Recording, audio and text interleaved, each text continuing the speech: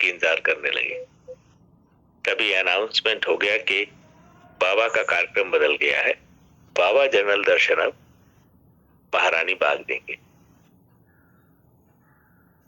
सब लोग उठ के जाने लगे, हम लोग भी चल दिए। मैंने अपनी पत्नी से कहा चलो भाई चलते हैं। अब हमें दिल्ली के विषय में कुछ मालूमात नहीं, कुछ नहीं। ज्यादा लोग हैं, उनका ड्रेस देख लिया, उनके साथ चल दिए। मेरी पत्नी भी चलने लगी। बस स्टैंड पहुंच गए। मार्गी लोग काफी थे, सब लोग बसों में चढ़ने लगे, महारानी बाग की बसेज में। अब क्योंकि हम पहाड़ी हैं तो हमें इतना तो अनुमान नहीं रहा कि पत्नी का हाथ पकड़ना चाहिए नहीं पकड़ना चाहिए। मैं अपनी जल्दी में बस में चढ़ गया और पत्नी नीचे रह गई और बस चल पड़ी। अब तो बाबा के दर्शन की तो बात ही क्या, सबसे बड़ी चिंता ये सताने लगी कि तो घरवाली छूट गई, अब क्या होगा। मैं पहुंच गया महारानी बाग। वहां से उतर के जहां बाबा दर्शन दे रहे थे, बाबा डायस पर विराजमान थे और प्रभात संगीत गायन चल रहा था। बाबा की एक झलक देखी और दूसरी झलक में विचार आया, अरे मेरी पत्नी कहाँ है। बस उल्टा दौड़े, तब तक पत्नी भी आ गई। बैठे वहां, बैठते ही शरीर में एकदम से एक अजीब सी अनुभूति हुई और उसके बाद बाबा ने कहा, अच्छा जी तुम लोग कीर्तन करो और अच्छा कीर्तन करो। बाबा वहां से चले गए। अगले दिन बाबा को गदईपुर आश्रम में आना था। सब लोग मार्गी लोग एक जगह इकट्ठे हो गए और वहां से ट्रक्स का बंदोबस्त हुआ, पिकअप्स का बंदोबस्त हुआ और सब मार्गी लोग गदईपुर आश्रम पहुंच गए। गदईपुर आश्रम का कब्जा उसी दिन मिला था हम लोगों को, तो वहां पर सफाई की व्यवस्था कुछ नहीं थी। अब क्योंकि बाबा के आने की उत्तेजना इतनी अधिक थी और सब लोग इतने प्रसन्न थे कि किसी को उस विषय का ध्यान नहीं था। तब तक बहुत एक सीनियर दीदी दिल्ली शहर की हैं, वो आई और मेरे को इशारे से बुलाया, कहने लगी, अरे भाई दादा के कमरे की, बाबा के कमरे की सफाई का किसी को ध्यान है। मैंने कहा दीदी आप जैसा कहें। कहने लगे चलो पकड़ो झाड़ू और बाबा के कमरे में झाड़ू लगाओ। अब क्योंकि जिस लैंडलॉर्ड से मकान लिया था उसने सुबह ही खाली किया था, कमरे की सफाई हो गई। मेरा सौभाग्य था बाबा उसी कमरे में रहेंगे, उसकी सफाई कर दी गई। तब तक बाबा का व्यक्तिगत सामान आने लगा। पलंग आ गया, गद्दे आ गए, मसरद आ गए, तकिया आ गई। परम सौभाग्य हुआ, बाबा का बिछावन लगाया, चादर बिछाई, सब काम किया। इतने में विचार आया कि जहां बाबा का टॉयलेट है वो तो देख ले किस हाल में है। टॉयलेट की हालत तो बहुत खराब थी। अब बाबा की अद्भुत कृपा देखी तो टॉयलेट साफ करने का अवसर प्राप्त हो गया। टॉयलेट साफ कर दिया, हाथ मुंह धो लिया, बाबा का मसनद तकिया लगा दिया। तब तक दीदी बोली,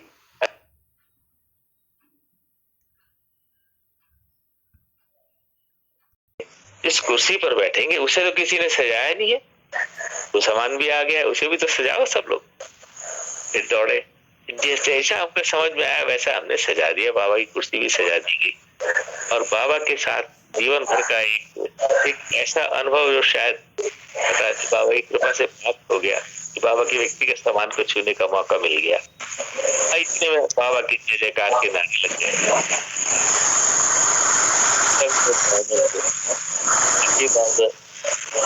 और दौड़ते दौड़ते ठीक बाबा के चरणों में जाके बैठ गए। बाबा और हमारे कोई व्यवहार नहीं, मुश्किल से 3-4 इंच की दूरी रह गई क्योंकि वहां व्यवस्था कुछ थी ही नहीं। बाबा को देखते रहे इतने प्यार से सब, उसके बाद दिखाते रहे, बाबा चले गए। बाबा के जीवन की एक ऐसी अनुभूति थी, इतनी विशिष्ट अनुभूति कि मैं इसको कभी नहीं भूलूंगा और बाबा के प्रति सदैव कृतज्ञ रहूंगा कि बाबा ने इस व्यक्तिगत सेवक को एक सेवा देने का एक अवसर दिया। इसके प्रति बाबा के प्रति मेरी कृतज्ञता जीवन भर है और रहेगी। आप सभी का बहुत बहुत धन्यवाद। नमस्कार। धन्यवाद दादाजी, आपने प्रेरणादायक कथा और कही और ये भक्ति की रस में डूबा हुआ था ये कथा।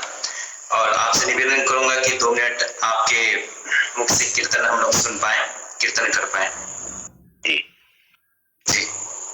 बाबा नाम केवल, बाबा नाम केवल, बाबा नाम केवल,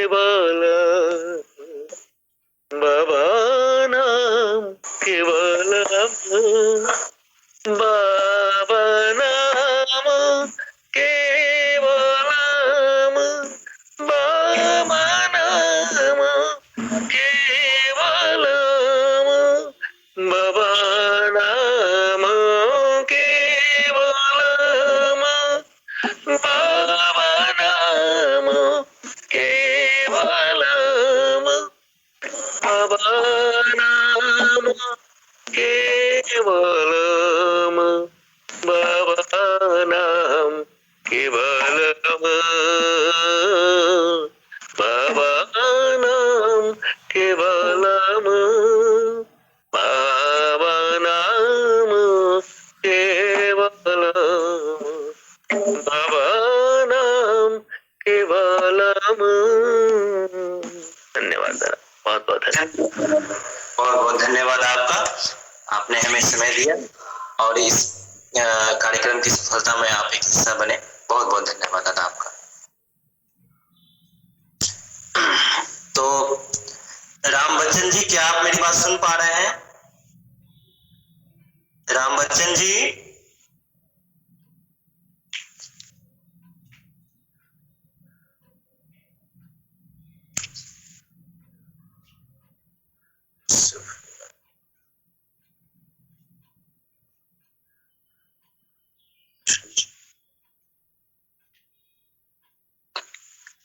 हाँ राजकुमार जी, क्या आप कोई घटना हम लोगों से साझा करना चाहेंगे? हाँ दादा, नमस्कार। जी नमस्कार दादा। मेरी आवाज आ रही है दादा? जी दादा, आपकी आवाज बिल्कुल क्लियर आ रही है। जी दादा।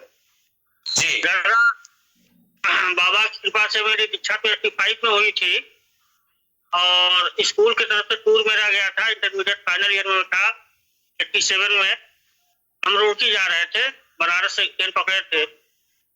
ट्रेन पे चढ़ने के बाद कहीं बीच में रुका और मेरा स्लीपर बहुत पतला स्लीप कर रहा था।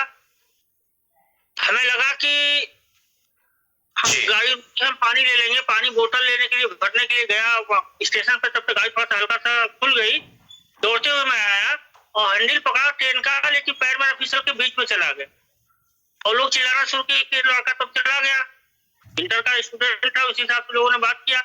फिर हमें लगा कि कोई आदमी आकर पीछे से मुझे धक्का दिया और मैं फट से ऊपर डिब्बे के अंदर चला गया। पीछे लगा तो मुझे सफेद धोती के अलावा कुछ दिखाई नहीं दिया। अच्छा, उस समय तक हमने बाबा का दर्शन नहीं किया था, इस वजह से हमें कुछ आइडिया भी नहीं था। तो हम बहुत कुछ देर तक तो अवाक रह गए कि ऐसी घटना मेरे साथ हुई, कुछ भी हो सकता था। घर के कोई था नहीं, हमारे साथ वाले 2 लड़के थे, वो लोग बोगी के अंदर थे, टीचर भी बोगी के अंदर था, हम भी बाहर निकले थे। तो गुरु की कृपा हमेशा मिलती रहती है। बाद में पता चला कि अब कौन सी शक्ति थी, कौन से लोग थे, ये अब पहली बनी रही। लेकिन जब ध्यान किया मैंने, साधना में बैठे, तो एहसास हुआ कि बाबा ने ही हमें हेल्प किया और उस मौत के मुंह से मुझे बाहर निकाला। इस घटना को जब भी याद करता हूँ तो लगता है कि सामने मेरी घटना हो रही है। काम करने का बहुत सा अवसर मिला, हम लोगों ने गाजीपुर में काम किया, इलाहाबाद में भी काम चल ही रहा है, बाबा कृपा है, लॉकडाउन में काम किया गया। तो परम पुरुष की कृपा तो हमेशा बनी रहती है। अब मेरे जीवन संबंधी घटना तो नहीं है, लेकिन बाबा कथा है, बहुत सी कथा है, बहुत से मार्गी लोग जुड़े हुए हैं। तो हम चाहेंगे कि और भी घटनाओं के बारे में ज्यादा लोग चर्चा करें, जितने मार्गी ज्यादा लोग हैं। अपने जीवन के अलावा भी बाबा कथा हो सकती है, जो बाबा संबंधित कहानियां हैं उनके बारे में बताया जा सकता है। तो जीते दादा। जी जी दादा। हाँ जी दादा, तो अब कीर्तन करें हम लोग। जी दादा। सुनील दादा, आप मेरी बात सुन पा रहे हैं?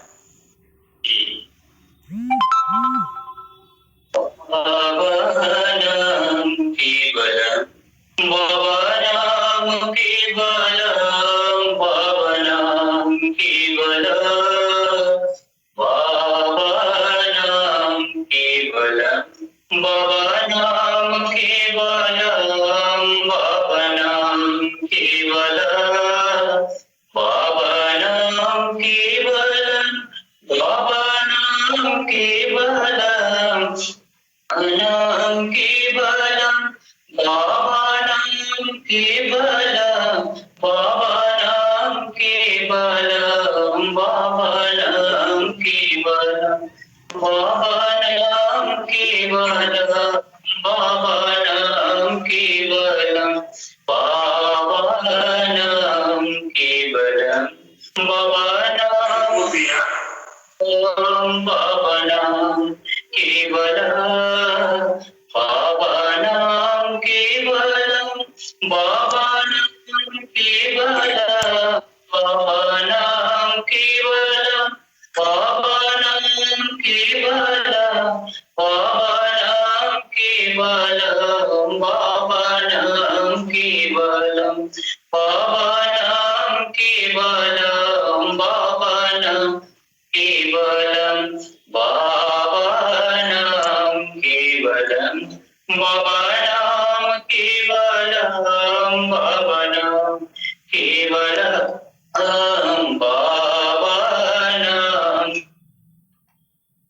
केवलम बाबा नाम केवलम बाबा नाम केवलम बाबा नाम केवलम बाबा नाम केवलम बाबा नाम केवलम बाबा नाम केवलम बाबा नाम केवलम बाबा नाम केवलम बाबा नाम केवलम बाबा नाम केवलम बाबा नाम केवलम बाबा नाम केवलम बाबा नाम केवलम। बहुत बहुत धन्यवाद दादा जी। हम लोगों के बीच यहाँ के मुक्ति प्रधान राम बच्चन जी उपस्थित हैं। अजय जी जीवेशी, आप मेरी बात सुन पा रहे हैं? अजय, आप अपने माइक को अनम्यूट कीजिए पहले। अजय जी, जीवेशी, अपने माइक को अनम्यूट कीजिए।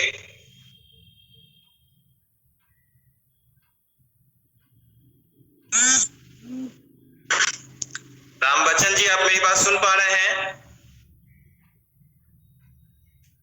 कराइए, जो नहीं अटेंड किए हैं उन्हें पार्टिसिपेट कराइए। नहीं,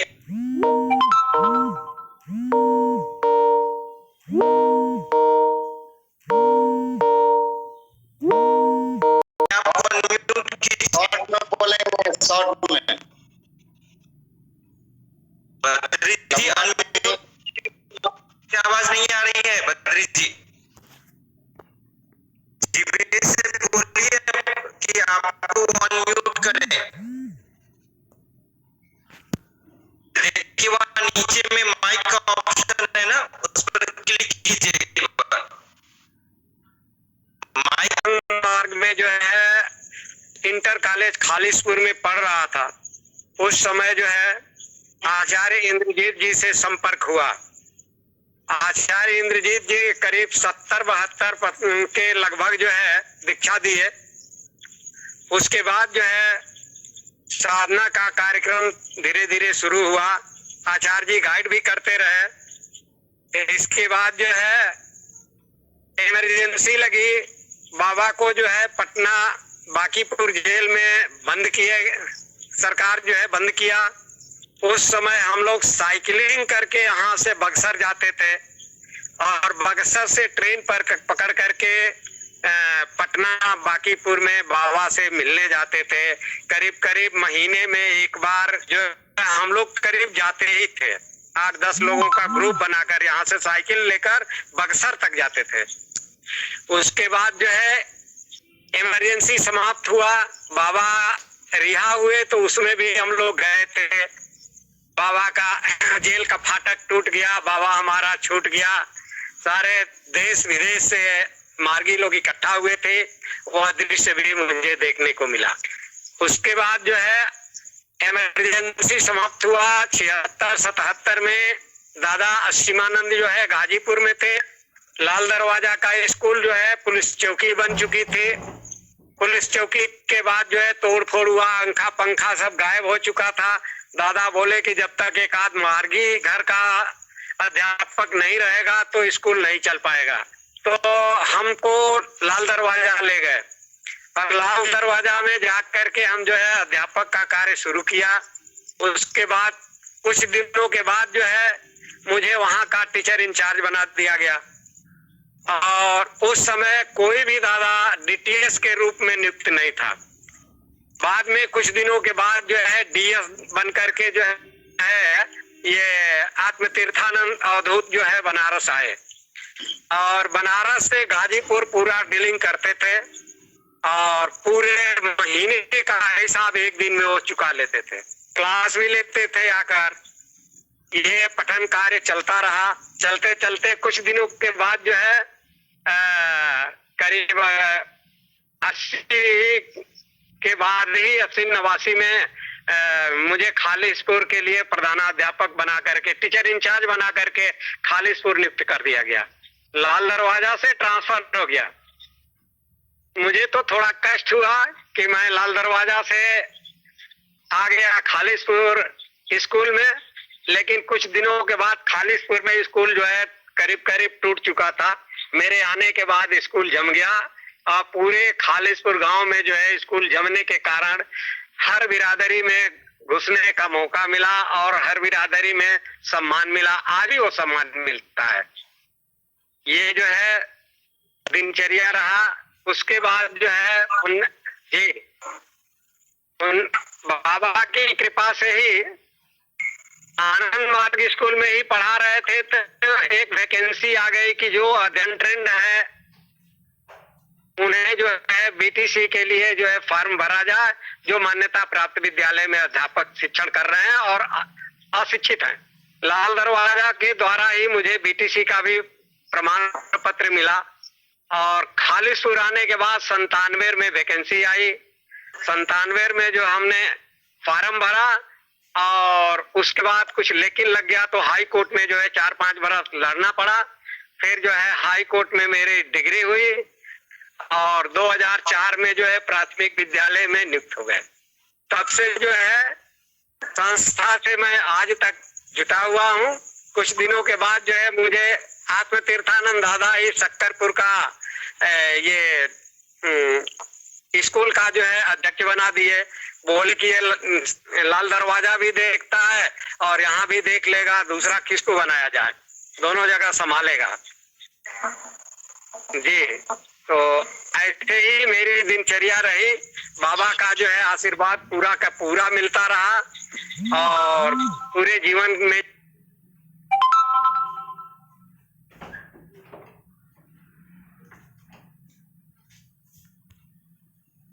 आशीर्वाद मिला और पूरा जो है हर जगह मुझे सफलता ही मिलती गई। कहीं असफल होने का चांस नहीं मिला और मुझे पूर्ण अनुभव हुआ कि ये सब कुछ जो कुछ भी हुआ सब बाबा की ही कृपा है और बाबा का पूर्ण आशीर्वाद।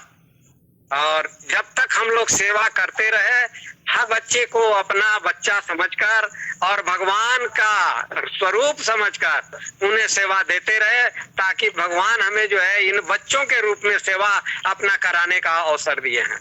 यही कारण था कि हम लोगों के जीवन में जो है सफलता मिलती गई और बाबा की कृपा मिलती गई और आज तक हम लोग जो है बाबा से जुटे रहे, कहीं कोई दिक्कत नहीं थी।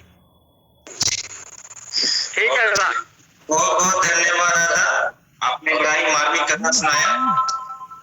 आपने समय दिया तो बहुत बहुत धन्यवाद। और हम लोगों के बीच उपस्थित रामनिवास जी, मैं आपसे निवेदन करूंगा कि आप कीर्तन रामनिवास जी, आप मेरी बात सुन पा रहे हैं? केवलम बावनम केवलम बावनम केवलम बावनम केवलम बावनम केवलम बावनम केवलम बावनम